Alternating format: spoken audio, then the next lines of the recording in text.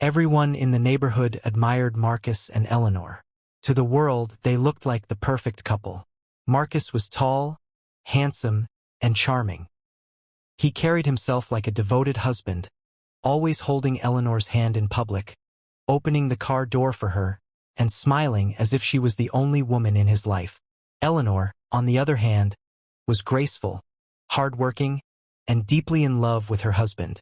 She had no reason to suspect that behind Marcus's perfect smile hid a dark secret. Inside their beautiful home, there was another silent witness. Their maid, Grace. Grace had been working for the couple for 3 years. She respected Eleanor deeply because she treated her kindly, never shouting or humiliating her the way some bosses did. But Grace carried a heavy secret in her heart, one that made her restless every night. She knew something Eleanor didn't know, something that could destroy her happy world. Whenever Eleanor traveled for business or family visits, Marcus would bring women into the house. Not just anywhere, but into his own matrimonial home, the same bed he shared with Eleanor. The last time Eleanor traveled, Marcus brought in Vivian, a young, bold woman who carried herself with pride as if she owned the place. Grace would watch silently as Vivian ordered her around like a servant, enjoying the house as if it were hers. Grace hated every moment, but what could she do? She wanted to tell Eleanor, but fear held her back. Marcus was cunning. He acted like the perfect husband, always praising Eleanor in front of people, even calling her his queen. If Grace dared to open her mouth, Eleanor might think she was lying and even sack her. So Grace swallowed it all and stayed silent. But deep inside her, Grace prayed every day for a chance. Just one chance for the truth to be revealed. She prayed for the day when Eleanor's eyes would open and she would see her husband for who he truly was. One day, Eleanor traveled for a business trip as Marcus was returning back from work that same day. He brought in Vivian, his side chick, and told her to make herself comfortable in the house, as if she were the madam. Eleanor had left only 3 days earlier, and already Vivian was sleeping on her bed, using her perfumes, and walking around the house with an air of arrogance. To Vivian, this was not Marcus's house. It was her kingdom, but something unexpected happened. Eleanor finished her assignment earlier than she thought. On the 5th day, she boarded a flight back home without informing Marcus. She wanted to surprise him, believing he would be overjoyed to see her. As the plane drew closer to their city, she smiled, thinking of her husband's reaction. She had no idea that the surprise waiting for her at home was bigger than the one she planned. That morning, Grace was cleaning the living room when she heard the sound of a car stopping inside the compound. She thought it was Marcus and quickly ran to open the door, but her eyes widened when she saw Eleanor at the door carrying her bag. Grace froze for a moment, her heart raced. This was the opportunity she had been praying for. The moment of truth had arrived. "Madam, you're back," Grace stammered, her hands trembling. Eleanor smiled warmly and said, "Yes, Grace, I finished early. Where's my husband? I can't wait to see his face." At that question, Grace's throat went dry. She hesitated, but deep inside, she knew this was her one chance. With courage she never knew she had, she pulled Eleanor aside and whispered, "Madam, please sit down. There's something you must know." Eleanor looked at her maid, confused. Grace revealed the secret she had carried for so long. Word for word, she explained how Marcus had been bringing another woman into the house whenever Eleanor traveled. She told her how Vivian had been living like the madam of the house these past few days. At first, Eleanor didn't want to believe it. Her chest grew tight, her heart pounded, and her eyes watered. Could her Marcus, the perfect husband, truly betray her this way? Eleanor sat quietly after hearing Grace's confession. Her fingers shook as she clutched her bag. The words hit her like a sharp knife. "Your husband brings another woman into this house whenever you travel." She wanted to scream, to run upstairs and tear apart her bedroom, but something held her back. She looked at Grace, whose eyes pleaded with her. "Madam, please don't be angry with me. I've been afraid to tell you. But now that you've come early, you can see it yourself." Eleanor swallowed hard. Her heart told her it was true, but her mind still battled with denial. Marcus was always so loving, so attentive. He smiled at her in front of everyone, held her hand at parties, and called her his queen. Could such a man truly be living a double life? Eleanor closed her eyes, fighting tears. If what you're saying is true, then I must see it with my own eyes, she whispered. That was when Grace, in a rush of desperation, suggested something bold. Madam, please, if you pretend to be a maid, you will see everything yourself. Vivian does not know you. She will treat you the way she treats me. Only then will you believe everything I've said. At first, Eleanor was shocked. Pretend to be a maid in my own house? The idea stung her pride, but as she thought about it, a cold determination settled inside her. If Marcus had turned her home into a playground for his mistress, then she would catch him in the act with no chance of denial. So Eleanor agreed. She took off her clothes and wore one of Grace's uniforms. Eleanor's lips trembled, but her eyes were sharp. If this is the only way I can know the truth, then so be it, she said firmly. Not long after, Vivian returned from the mall with shopping bags in her hands. She strutted into the living room with confidence, humming to herself. When she saw Eleanor sitting quietly beside Grace, she frowned. And who is this one? Vivian demanded, pointing at Eleanor.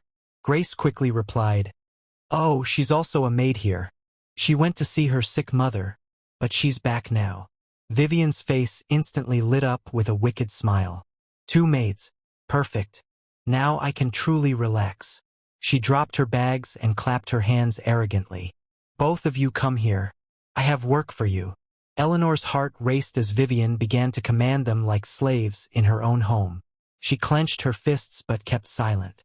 Vivian dropped heavily on the sofa, crossing her legs like a queen on a throne. You! She pointed at Eleanor without even looking properly. Come and massage my legs.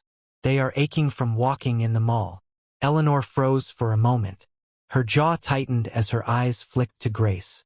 Grace gave her a small pleading nod, urging her to stay calm. Swallowing her pride, Eleanor knelt down in front of Vivian and began to press her legs. Each touch felt like fire on her skin. In her heart, she screamed, This is my house. That is my sofa. And you dare to treat me like your servant. Vivian leaned back, sipping a chilled drink. Grace, go to the kitchen and prepare me a hot meal. I don't want ordinary food. I want pepper soup with plenty of meat and make it fast. Grace hurried away, her eyes filled with pity as she glanced back at Eleanor. Meanwhile, Vivian turned to her new maid again. What's your name? She asked carelessly. Eleanor lowered her head. My name is Rose. Vivian smirked. Rose, that's good. You will wash my clothes tomorrow. For now, fetch me my phone charger from upstairs. Eleanor's chest tightened. Upstairs. That meant her bedroom, her sacred matrimonial space. She climbed the stairs with trembling steps, entered the room, and her heart broke. On the neatly spread bed, the very bed she once shared with Marcus, she saw Vivian's handbags and clothes scattered everywhere. Eleanor pressed her lips shut to stop herself from screaming out loud. She picked up the charger and returned downstairs, placing it gently beside Vivian. Hours passed and Vivian continued her insults. She ordered Eleanor to sweep, to serve drinks, even to kneel down and scrub a stain on the floor. Eleanor obeyed silently, her face calm, but her heart raging. Every command was like a dagger. She wanted to tear off her disguise and scream, I am the wife of this house, not your maid. But she reminded herself that the real moment would come when Marcus returned. That would be the perfect time for the truth to explode. As the day deepened, Vivian stretched out her arms and yawned. Ah, what a sweet life. 2 maids at my service and my man all to myself. That woman doesn't know what she's missing. She laughed wickedly, completely unaware that Eleanor was kneeling just beside her, cleaning the rug with fire burning in her heart.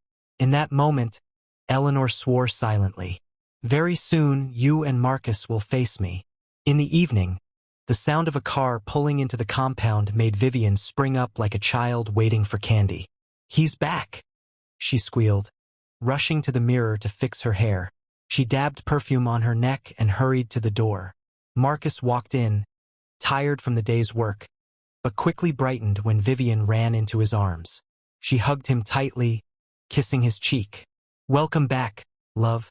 I missed you so much," she cooed. Marcus smiled, feeling on top of the world. Vivian gestured toward the dining table. "The maids have cooked you a delicious meal. You'll love it. They even prepared your bath."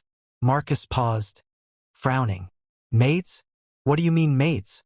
We only have one maid, Grace." His voice was sharp with confusion. Vivian blinked and laughed nervously. "Oh no, darling. There are two. Grace and another one, Rose. They've been taking good care of me." Marcus's eyes narrowed. Rose. His heart pounded strangely. Vivian, unaware, clapped her hands and shouted, "Grace? Rose? Come here." Footsteps echoed from the hallway. Grace walked in first, her head bowed.